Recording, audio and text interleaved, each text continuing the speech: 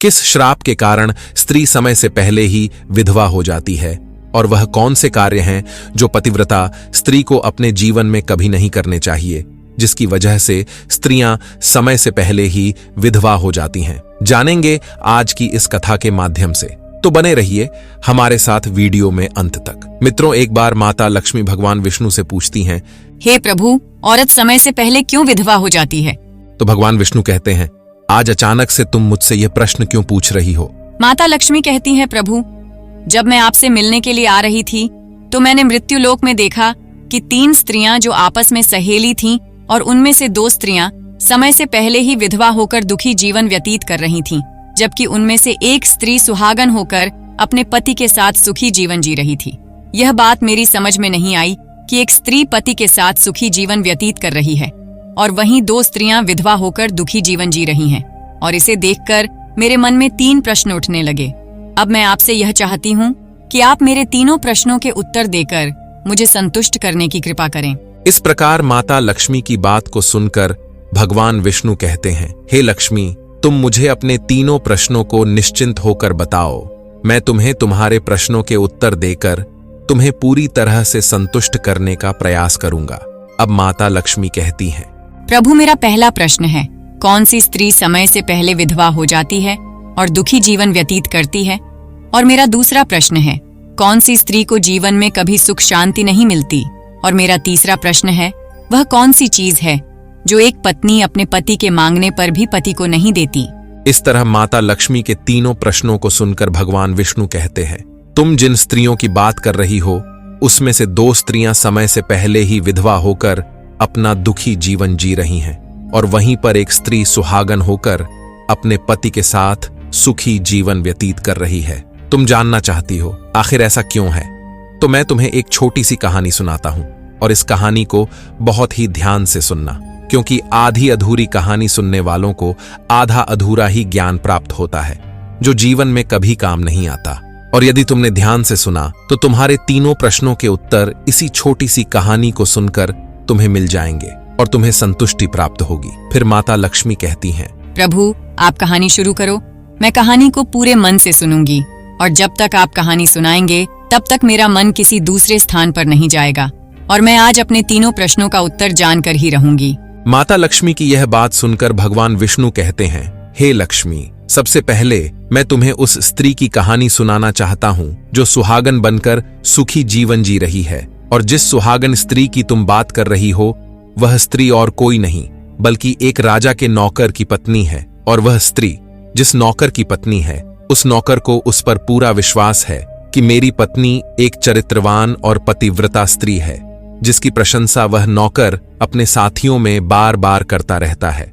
और भगवान विष्णु माता लक्ष्मी से कहते हैं कि एक दिन की बात है जब उस राजा के नौकर ने अपनी पत्नी की प्रशंसा इतनी ज्यादा कर दी कि यह बात धीरे धीरे फैलते हुए राजा के दरबार में पहुंच गई। और यह बात सुनकर राजा ने अपने नौकर को बुलाया और उस नौकर से राजा कहने लगे कि तुम हर किसी से कहते हो कि तुम्हारी पत्नी एक चरित्रवान और पतिव्रता स्त्री है। क्या वास्तव में तुम्हारी पत्नी एक चरित्रवान और पतिव्रता स्त्री है? और क्या तुमको पूरा विश्वास है कि तुम्हारी पत्नी एक पवित्र स्त्री है और तुम्हारे अलावा पराये मर्द को आंख उठाकर भी नहीं देखती? और इस बात का कोई सबूत है? राजा की इस बात को सुनकर नौकर कहने लगा, महाराज, मुझे अपनी धर्म पत्नी पर पूरा विश्वास है कि वह एक पतिव्रता स्त्री है और मेरे अलावा वह पराये मर्दों को नहीं देखती। नौकर की इस बात को सुनकर राजा का महामंत्री कहने लगा, यदि मैं तेरी पत्नी का पतिव्रता धर्म नष्ट कर दूं तो तुझे क्या सजा मिलनी चाहिए? फिर नौकर ने कहा, यदि तुम मेरी पत्नी का पतिव्रता धर्म नष्ट कर देते हो तो महाराज मुझे फांसी की सजा दे देना।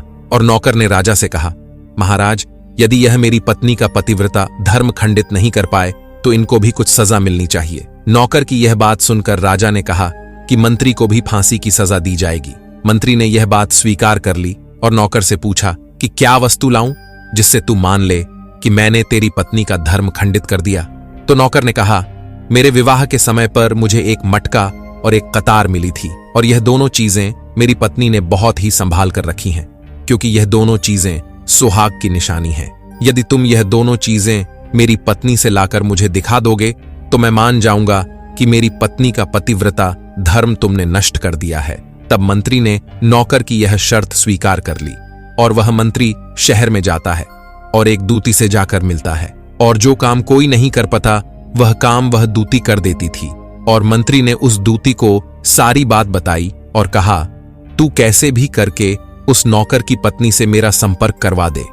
इसके बदले तुझे जितना धन चाहिए मैं उतना धन देने को तैयार हूं। इस तरह मंत्री की बात सुनकर दूती कहने लगी, मंत्री, तुम जिस औरत के बारे में बात कर रहे हो वह औरत पूरी तरह से पतिव्रता है और वह किसी के बहलाने फुसलाने से तुमको मटका और कतार नहीं देगी और वह तुम्हारे ओर देखेगी भी नहीं और उसके परिवार के व्यक्ति बहुत खतरनाक हैं।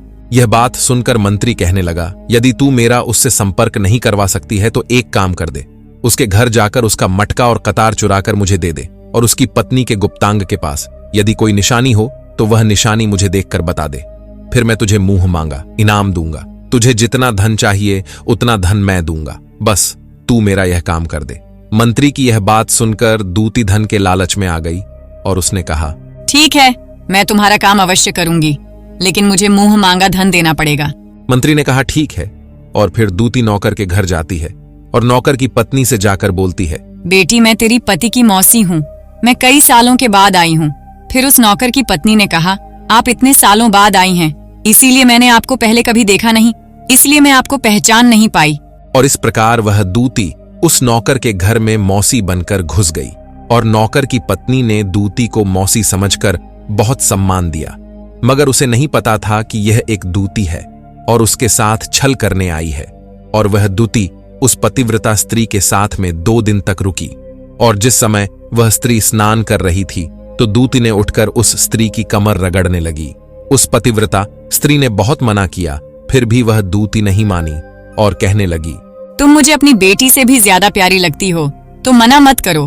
काफी दिनों के बाद मेरी और तुम्हारी मुलाकात पहली बार हुई है। और ऐसा कहकर वह दूती मुख पर हाथ फेरने लगी। फिर आंखों को धुलने के बहाने से उस पतिव्रता स्त्री की आंखों में पानी मार दिया और उस स्त्री की आंखें बंद हो गईं और इस तरह गुप्तांग के पास में जांघ पर एक तिल था जो दूती ने देख लिया और उसका काम बन गया। और जब स्नान करने के बाद में नौकर की पत्नी रसोई में खाना बनाने लगी तो दूती को मटका और कतार चुराने का मौका मिल गया और उसने मटका और कतार चुरा लिया और वहां से यह दोनों चीजें चुराकर भाग गईं और सीधा जाकर मंत्री के पास पहुंची और उस मंत्री को मटका और कतार दे दिया और उस नौकर की पत्नी के जांघ पर तिल की निशानी है यह भी बता दिया। और मंत्री मटका और कतार लेकर सीधा राजा के दरबार में जा पहुंचा और राजा से कहा, महाराज, मैं नौकर की पत्नी के साथ 2 दिन रहकर आया हूं और यह मटका और कतार उसी ने मुझे दिया है। इस तरह मंत्री की यह बात सुनकर राजा ने दरबार लगाया और नौकर को बुलाया और मंत्री से सभा में मटका और कतार नौकर को दिखाने के लिए कहा, जो दूती उस नौकर के घर से चुराकर लाई थी और मंत्री को दिया था। फिर राजा के कहने पर मंत्री ने उस नौकर को मटका और कतार दिखाया और उसकी पत्नी की जांघ पर तिल है। यह बात सुनकर नौकर मान गया कि वास्तव में आज मेरी पत्नी ने अपना पतिव्रता धर्म पूरी तरह से नष्ट कर लिया है और नौकर का अपनी पत्नी से विश्वास उठ गया। फिर राजा ने शर्त के मुताबिक नौकर को फांसी की सजा सुनाई और 15 दिन बाद फांसी देने का आदेश दिया और कहा कि नौकर को 15 दिन के बाद फांसी पर चढ़ाया जाएगा। और फिर नौकर से उसकी अंतिम इच्छा पूछी गई और नौकर ने कहा कि मेरी अंतिम इच्छा यह है कि मैं आखिरी बार अपनी पत्नी से मिलना चाहता हूं।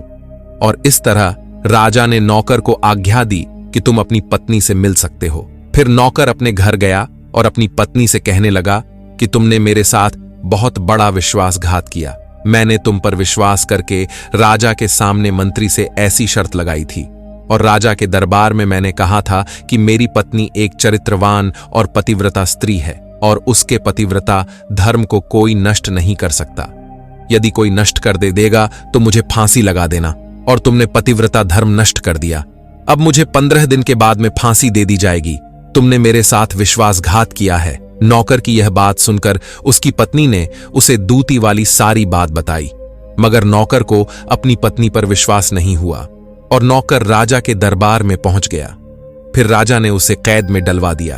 अब नौकर की पतिव्रता पत्नी अपने पति को बचाने के लिए राजा के दरबार में जा पहुंची और राजा से अपने आप को नचनिया बताकर नाच दिखाने की आज्ञा मांगने लगी और स्त्री की सुंदरता देखकर राजा ने नाचने की आज्ञा दे दी और सभी मंत्री सभा उपस्थित होकर इस सुंदर स्त्री का नाच करवाने की पूरी व्यवस्था करने लगे और फिर सब मंत्री महामंत्री राजा आदि दरबार में उसका नाच देखने के लिए पहुंच गए। और फिर उस नौकर की पतिव्रता पत्नी ने जब नाचना शुरू किया तो उसका नाच देखकर राजा बहुत मोहित हुए और फिर राजा ने कहा, तुम मुझसे क्या मांगना चाहती हो मांगो, तुम जो भी मांगो मैं तुम्हें दूंगा। फिर उस नौकर की पत्नी ने कहा, महाराज, आपकी सभा में एक चोर है जिसने मेरी सोने की अंगूठी चुराई है और उसे फांसी की सजा दे दीजिए। यह बात सुनकर राजा ने कहा, ठीक है, बताओ मेरे दरबार में तुम्हारा चोर कौन है, मैं उसको फांसी की सजा जरूर दूंगा। और फिर उस नौकर की पतिव्रता स्त्री ने कहा, महाराज, और कोई नहीं, आपके मंत्री ने ही मेरी अंगूठी चुराई है, आप इनको फांसी की सजा दें। जैसे ही मंत्री ने सुना कि ये स्त्री मुझे चोर बता रही है तो तुरंत मंत्री कहने लगा, महाराज, मैं कसम खाकर कहता हूं कि मैंने इसकी अंगूठी नहीं चुराई है और मैंने इसे आज तक कभी देखा ही नहीं है, तो मैं इसकी अंगूठी कैसे चोरी कर सकता हूं। मैंने आज तक इसकी शक्ल ही नहीं देखी है, आज पहली बार मैं इसकी शक्ल देख रहा हूं। और जैसे ही मंत्री ने कहा कि मैंने इस स्त्री की आज तक शक्ल ही नहीं देखी है तो वह स्त्री कहने लगी, महाराज, इस मंत्री ने मुझे पहले कभी देखा ही नहीं, तो आप इससे यह पूछो कि यह मटका और कतार कहाँ से लाया है। और मैं उसी नौकर की पत्नी हूँ जो आपके यहाँ पर नौकरी करता है और आप मेरे निर्दोष पति को फांसी पर चढ़ाने वाले हैं, इसीलिए मुझे नचनिया बनकर आना पड़ा। और अब मैं आपको इस मंत्री की पूरी सच्चाई सुनाती हूँ।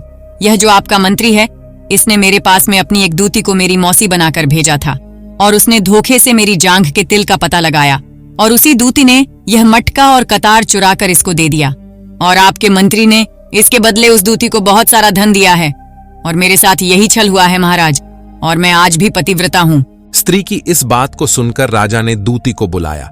फिर उस दूती ने राजा के डर से मंत्री की सारी सच्चाई राजा को बता दी, जिससे राजा ने उस नौकर को अपनी कैद से रिहा कर दिया और उसकी जगह मंत्री को फांसी पर चढ़ा दिया। और कहानी को आगे बताते हुए भगवान विष्णु कहते हैं, हे लक्ष्मी जी, इस प्रकार उस नौकर की पतिव्रता स्त्री ने अंत में राजा से कहा, महाराज, मैं अपने पति से बहुत प्रेम करती हूँ, मैं एक चरित्रवान स्त्री हूँ और मैं कभी भी अपने मुंह से अपने पति का नाम तक नहीं लेती हूँ। इस प्रकार भगवान विष्णु कहते हैं, हे देवी लक्ष्मी, मेरी कहानी पूरी हो गई।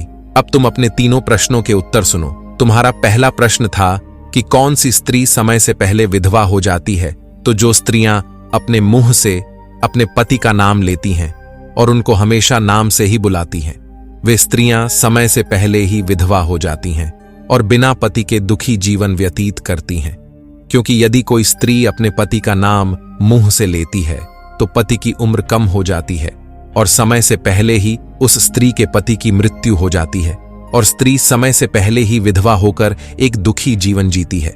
बस यही कारण है कि तुम जिन 3 सहेलियों की बातें कर रही थीं, उनमें से 2 विधवा इसी कारण से हुई हैं और उनमें से एक नौकर की पत्नी थी जो पतिव्रता स्त्री थी।